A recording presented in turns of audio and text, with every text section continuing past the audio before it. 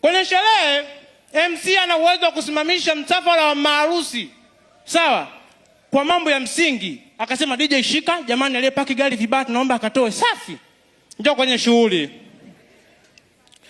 Wanaingia maharusi.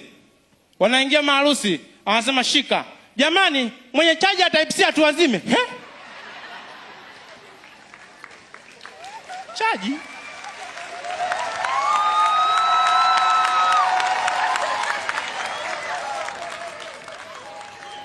Na watu ambao waga wanaenda kwenye sherehe, sawa, waga wanajitambua na akili timamu, wanafahamu zawadi ya kumtishia bibi harusi na zawadi ambayo sio ya kumtishia nini? Bibi harusi. Kutishia ni nini? Ni ile umeshika zawadi yako alafu unakuwa kama unataka kumpa bibi harusi hivi, alafu haumpi. Kwenye shughuli watu hawajui zawadi za kutishia. Mtu anakuja na jembe eti usoni. Wewe vipi?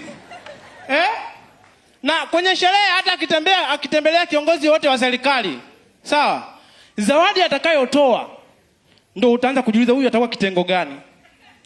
Anashika maiki anasema mimi naomba nitoe shilingi milioni 3. Unaanza kujiuliza ametoka wapi? Njoo kwenye shughuli. Kwenye shughuli akiwepo kiongozi wa serikali, wakimpa maiki anasema jamani ongeleni na sherehe. Sasa hivi tuna sungusungu.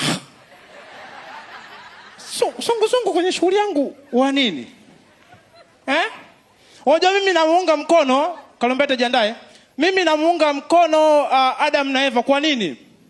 Walikula tunda. Wasingekula tunda unajua mpaka sasa hivi tungekuweje, si ndio?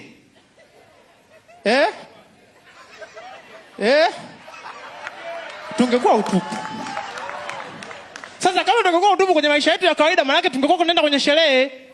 Sasa imagine tu unaenda kwenye sherehe mwenzio upo utupu afu bado anakuambia eti umependeza. Nimependezea nini?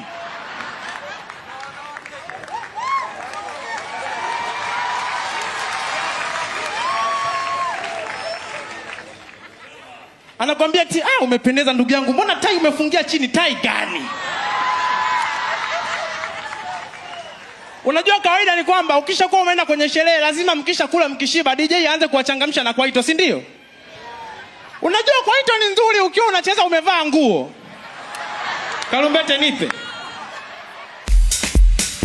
Haya hujavaa nguo sasa.